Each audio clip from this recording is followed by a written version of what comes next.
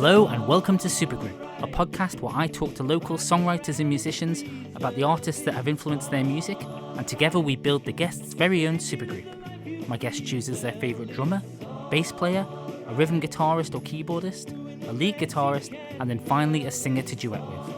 I am your host Neil King, and my guest today is local singer-songwriter Matt Creer. Hi Matt, welcome to the podcast. Thanks for inviting me. How are you? I'm very well, thank you. Good. Well, thanks for joining us today. Now, we are going to build your own dream supergroup. I know, I'm excited about this. I know. How's it been? It's quite easy, actually. Oh, really? Yeah, Okay. I'm pretty sort of particular about what I like. Yeah. So, yeah, I as soon as you messaged me and said you need to choose, drummer, bass, all the rest of it, I was like, oh, yeah, I think I'm pretty much got it already. Because it's the kind of thing you, as a musician, you sort of think about anyway. Yeah. So yeah, it's good fun. Good fun Brilliant. thinking about it. Okay, good stuff. Well, first of all, before we talk about your influences and build the band, we're just going to talk a bit about your own music and your songwriting, really. Yeah. Okay. So how long is it you've been writing songs? Well, I think I wrote my first song when I was about 14, like many kids do, because I was well into music and I played. I mean, I started off on trumpet and I was a classical musician, but there's always sort of the rock and pop and folk thing going on in the background, and I taught myself guitar and was in a band with friends from school. So I wrote a couple of songs when I was younger, and then I didn't really do anything because I went sort of fully committed down the classical route and playing in orchestras and being a professional trumpet player and being very serious. So I came back to that kind of stuff around 2011. So a long time, a couple of decades really. And I started writing again, and I put out a DIY album in 2011, which I recorded at home. And I sort of progressed from there. I decided, because I continued to write, and I started to work with Jip at Ballagroove on it's like my first proper album. Yeah. So I always refer to that one, that's called The Leeward Tide. That's my first proper album, and then released a second with that had been recorded at Ballagroove a couple of years ago. I don't remember exactly now.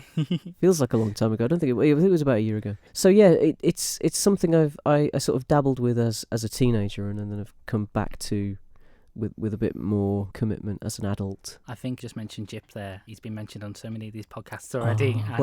With good reason too, because he's got this ability to just create what's in your head as a reality. Because when I write, I'm already thinking about orchestration and arrangement and the way I want it to sound, but I've got no sort of studio skills whatsoever, no engineering idea. So I'll say to him, I want this song to sound like I'm surfing on a cloud being chased by rainbows or something, and he can just make it happen. There's a button for that. Yeah, he's just got a way. He really knows his stuff. So when did you actually start performing then? Was it 2011 when you actually started writing? With my own stuff? Yeah. Yeah, I mean, I've been performing as a musician since I was very young, but like I said before, mostly in orchestras and ensembles. But the sort of the solo acoustic stuff, it was around that time. I was lucky enough to have a lady move into our road, lived opposite us. I hadn't got a clue who she was at the time, and it was Kath Crow, and we very quickly became good friends, and we recorded an EP together, and she forced me up on stage to play guitar and sing, and it's sort of her fault that I'm still doing what I'm doing now. So I miss her a lot, but she really kick-started that. She's an awesome lady. And you have a track still on Spotify with Kath, and we got to number 5 in the iTunes singer-songwriter chart with that. We outsold Ed Sheeran for like 3 days. It was so cool. That's great, and that's such a lovely time capsule as well, isn't it? It's something that can never be taken away. It's there forever. It's lovely. Thanks for talking a bit about your own music. That's cool. It brings us into really listening to one of your first songs then. Which one have you picked? It's the opening track from my last album, which is the album's called Patient Steps. The song is These Walls, which I wrote when we were living in a rented house in Peel, which wasn't really fit for purpose. It was incredibly cold. I think it still had the original windows from 1890. It was a really miserable winter. The song is just about kind of buckling down and looking to the future and getting through it, and just the fact that renting old houses really sucks. That's what that song's all about. And it was a difficult time in that house, but I'm grateful because it gave me that song. Okay, let's have a listen. Thank you. In the morning light, start our journey.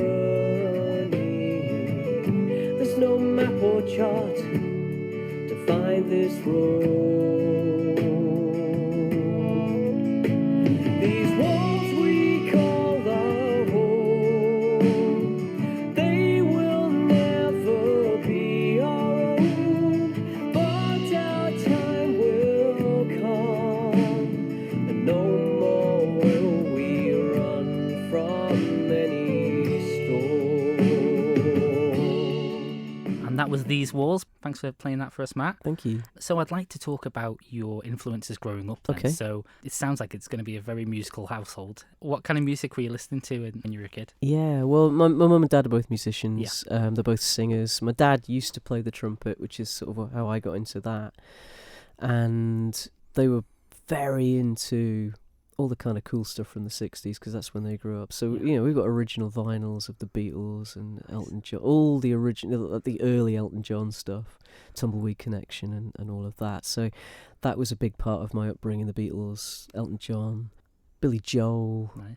James Taylor, Karen Carpenter, Joni Mitchell, Carole King. Name a brilliant songwriter from the 60s, and my mum and dad had a record. And then sort of as I got a little bit older, Queen. I can't remember anymore. But yeah, it's so Queen's enough. It's exactly. And then I started to discover my own stuff, and I actually got quite into prog rock as a teenager. So I loved Marillion and Pink Floyd and Genesis, and then the heavier stuff. I actually saw Iron Maiden live twice. Wow. Before I was 16. Okay. That's probably why I've got tinnitus now. Yeah. And I saw Motorhead as well. As a Wow. 15-year-old, I saw Motorhead at the Reading Hexagon, which is weird because I write folk music, but I love all that stuff. And I think you can take influences from everything. And of course, all the time that I was listening to that stuff, I was playing classical music in orchestras. So, pretty eclectic, really, because I have a huge love of classical music as well as all of that. But I think in terms of my own writing, definitely people like James Taylor, Carole King, and that sort of stable of Americana. Well, how does the classical music help you when you are writing? Massively, in terms of orchestration and arrangement and harmony and structure. Vocal harmony for me is really important. Not just 2-part harmony, it'll be 5-6-part harmony. I like to try and make voices sound like a string section. It's that kind of, a little bit like George Martin did with the Beatles, the things like Yesterday and Eleanor Rigby, that kind of thing. That orchestral influence. My trumpet professor at college was David Mason, who played the piccolo trumpet solo on Penny Lane. Oh my God. So there's a lovely connection there as well. That's amazing. So yeah, classical music has so much that it can give you and teach you about music structure in general. So yeah, there's a lot. If you listen to the recordings of my songs rather than the live stuff, because we tend to do the live stuff very stripped down, but the orchestrations on the records are very, very rich, and there's a lot going on, and that comes directly from orchestral playing. Great stuff. Well, let's start building your band then. You Okay, ready? yeah, absolutely. Okay. So we'll start from the back. We'll start with the rhythm section first. Okay. So let's hear who your drummer is and why. Well, initially, I was thinking John Bonham from Led Zeppelin, but then, well, he's dead now. That's fine. I know we can. They can be dead. Yeah. But purely for personality, ability, talent, consistent, epic musicianship. Completely the opposite end of the spectrum from my music, but Dave Grohl. There is no one else. Dave Grohl is my drummer. I'd just love to have him in the studio. I'd love to have him on stage. He's just an absolute whirlwind. It would be amazing. Fantastic. Yeah. Dave Grohl. Dave Grohl. He is without question the best drummer of our generation. Fantastic. Okay, well, he's in the band. Excellent. Starts at the back, Dave. That's the second time Dave has appeared on the really? podcast. Who chose him before? Adam Melvin picked him. Yeah. And we had. I just spoke to someone who had Taylor Hawkins as well. So Foo Fighters drummer. Yeah. Did you know that Taylor Hawkins used to drum for Alanis Morissette? Oh, really? Oh, wow. Yeah. Oh, good. And he was. I watched an interview with him, and he was in a car with his brother. It was when he was recording with Alanis Morissette, and the Foo Fighters came on the radio, and his brother turned to him and he said, "Dude, that's the sort of band you should be playing with." And he ended up being their drummer. Fantastic. So yeah, it's cool. Although Alanis had some good drum parts as well. Oh yeah. Especially Jagged Little Pill. Yeah, exactly. Yeah, that's the record he played on. Oh really? Yeah. Wow. You can hear it. And Flea was playing bass from Red Hot Chili Peppers. Yeah. Oh my God. That's a a wonder band. That one's super anyway, group. but yeah, wow. Awesome. Proper supergroup that. Okay. So Dave Grohl on drums. Mm-hmm. Who are you going to have on bass and why? Well, you know what? I've already got my dream bassist. Okay. Steve Rowe from Castletown. Okay, from He's Castletown. playing on both my records, Right. and quite honestly, there is no one else I'd have in the whole world. Wow. He is the most epic bass player, solid, reliable, imaginative, and he's just a lovely human being as well. So I wouldn't change out my bass player. I'd keep Steve. That's awesome. Okay, Dave Grohl and Steve Rowe. Yeah, what a combination. I know, right? Fantastic. So that completes your rhythm section. Mm-hmm. Now, before we move on, let's hear a clip of another song then. Okay. So which song would you like to play for us now? I think it's New Horizon. Yeah. This is an unusually upbeat song for me. There's a lot of Celtic influence in it. There's some great fiddle playing from Katie Lawrence. She helped quite a lot with the fiddle part on this, make it sound properly Manx and Celtic, because that was the vibe I was going for when I wrote it. And yeah, it's just a good sort of foot stomping song. Fantastic. That's the second time Katie's been mentioned as Oh, well. There brilliant. we go. Well, she's a Manx legend as well. Yeah, she fits in everyone's super Yeah, group, yeah. doesn't she? Yeah, definitely. So let's hear a clip.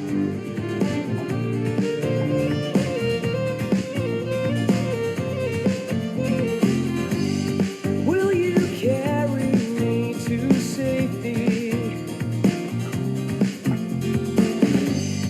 Will you pull me to the shore?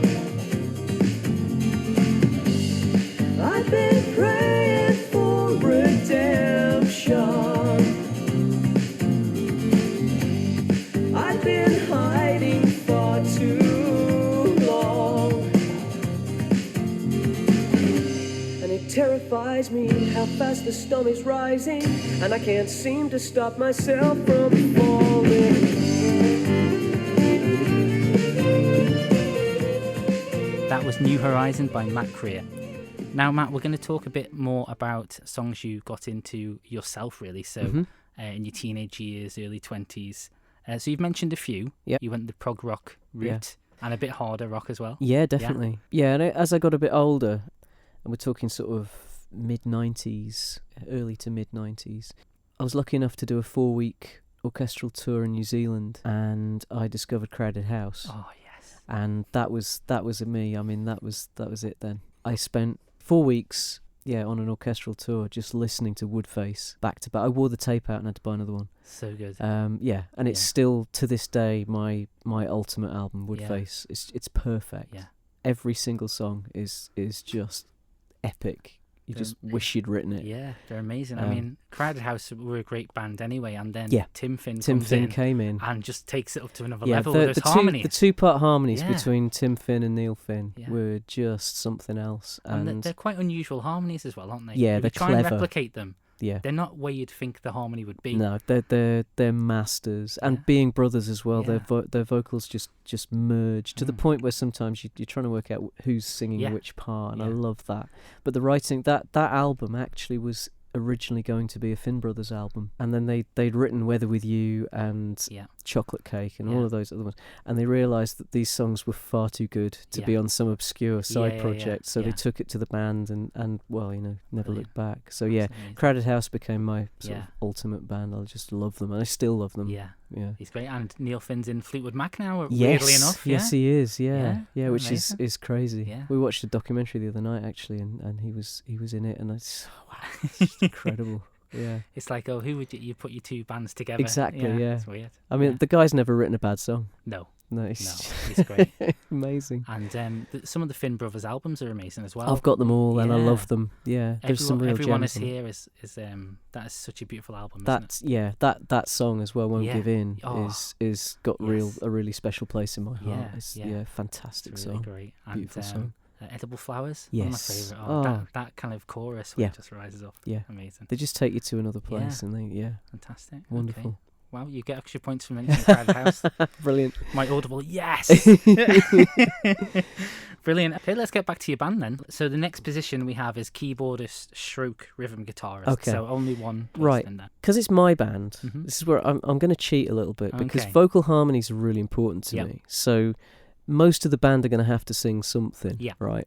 And I know that later on we get to who I'd like to duet with, but so everyone's got to pull their weight. Okay. So I know Dave Grohl can sing. Rhythm guitar, we've actually mentioned him already, would be Neil Finn. Yeah. Fantastic. Solid guitar player, Yeah. fabulous singer, great at the harmonies, just rock solid musician, and the opportunity to perform with him would be a dream come true. Brilliant. So yeah, he's my rhythm guitarist Fantastic. / backing singer. He's in. That's not bad, eh? That's No. not bad.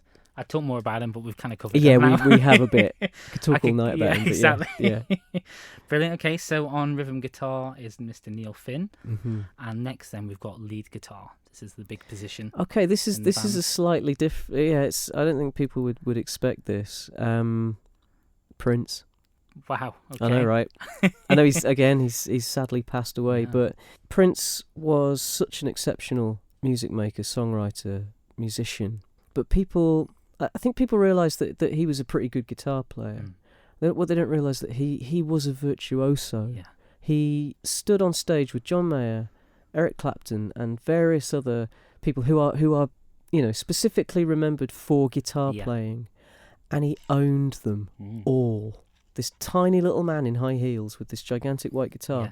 and they all stood agog. And yeah, I would just to meet him. I'm sure he was a difficult personality, but I don't think you can be a genius and not be a No. little bit tricky. Yeah. But my God, his guitar playing was exceptional. Yeah. So yeah, just as a complete sort of curveball, I'd have Prince. Fantastic. Why not? You can't argue with that, really, can you? No. And he's so much more than a lead guitarist as well, isn't he? Like Just a creative, Yeah. a amazing. tornado of creativity. Yeah. So prolific. Yeah. There's so much of his work that the world will never have now. Yeah. That is, So much stuff he never released. Yeah. And it's really sad. yeah. His catalogue's on Spotify now. I know he probably wouldn't want that, but No. I'm glad it is because I Yeah. get to listen to it a lot. Stunning. Yeah. Stunning musician. And he's got lots of eras as well, hasn't he? Like, Yeah, do you ha- chameleon. Yeah. Do you have a favourite Prince era? Purple Rain. Yeah. Yeah, Purple Rain, yeah. that's just Yeah. definitely. Love it. I like because I think that's when I first got into him. Around 1991, Mm. Diamonds and Pearls and all that. Oh, kind of- okay, yeah, Oh, I love that era. Yeah. I think just the song itself, aside from the film and the album, but the song and the guitar solo in that song, and just the emotion in it and the production on it, and it's wonderful, Yeah. wonderful song. That song will live forever. Though, Yeah, definitely. yeah. Brilliant. So that's a pretty impressive musical section all right, there. innit? Neil Finn and Prince. Imagine. I know, right? Amazing. Okay.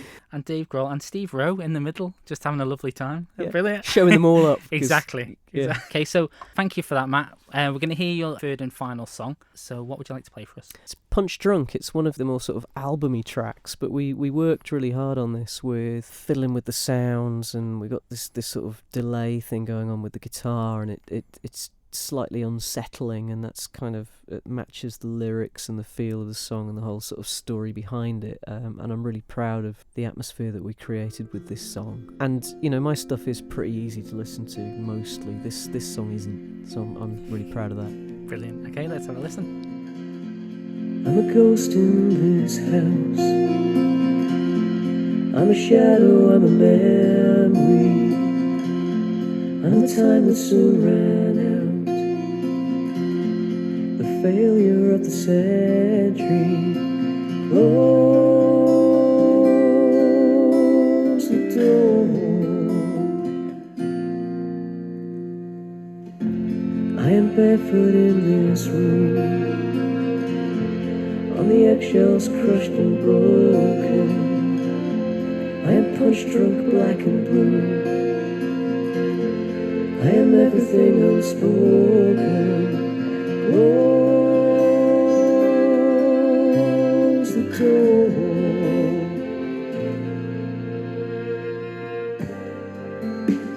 Okay, that was Punch Drunk by Matt Creer. So your band is shaping up nicely. Mm-hmm. Is there any recent or kind of new bands that you like?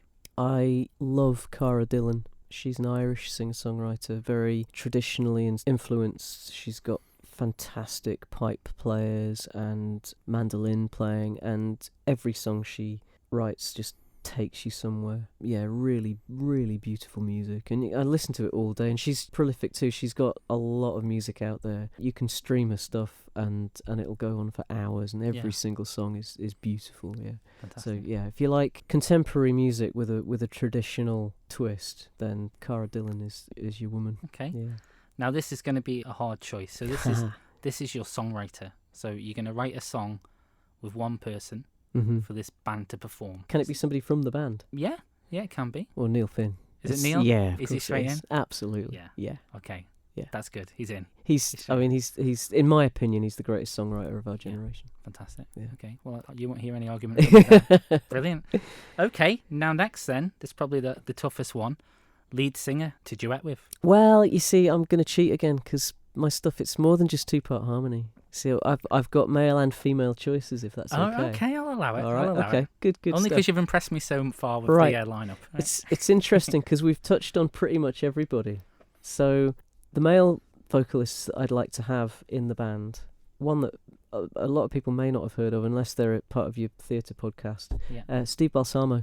Okay. The ultimate Jesus Christ Superstar. He's a Welsh singer-songwriter. He was the face of Jesus Christ Superstar in the 90s. Okay. He just an absolute monster of a singer. Lovely guy, great songwriter, fantastic voice, just epic voice. So I'd love to sing with him. We're kind of Twitter friends. It's cool. Really? We've chatted on Twitter, so it might happen. You never know. And you've got a female singer as well. Well, I've got two of each because we want to bulk it up. So I've also got John Paul White. Okay. From the Civil Wars. We saw him live in Manchester a couple of years ago, and he's just got the most beautiful voice. And it was just him and his guitar, and he held a room of about 300 people, completely spellbound. Absolutely beautiful.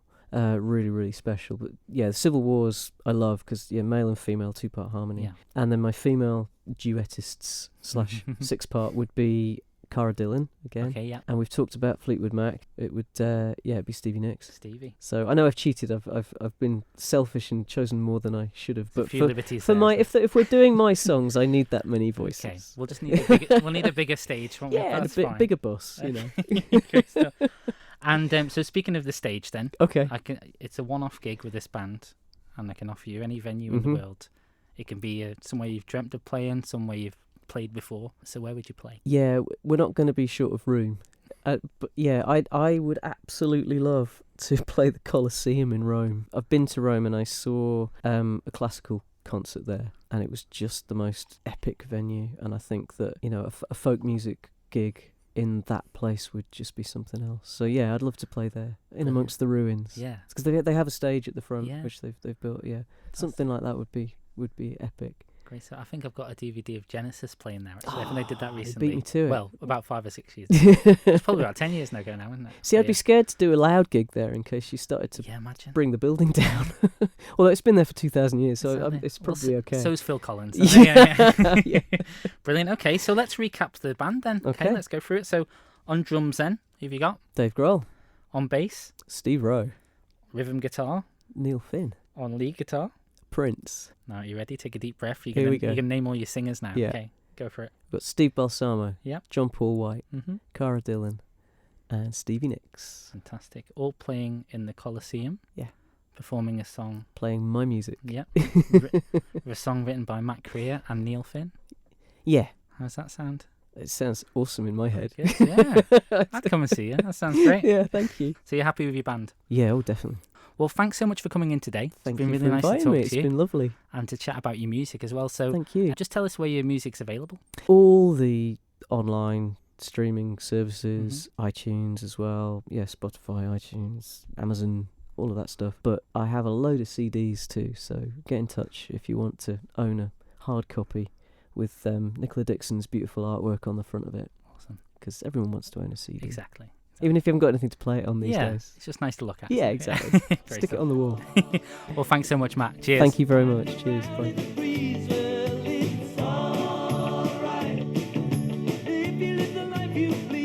And that brings this episode of Supergroup to an end. Thank you to everyone for listening. Please like our Facebook page and subscribe to the podcast on iTunes, Spotify or Apple Podcasts. All our episodes are available on the Manx Radio website in the podcast section. If you're interested in local theatre, please check out our sister podcast called the Manx Theatre Podcast with myself and Neil Callan, and that's available on all the same platforms. Thank you very much again to this week's guest, Matt Creer. I'm Neil King, and this has been the Supergroup Podcast. Thanks again for listening, and goodbye.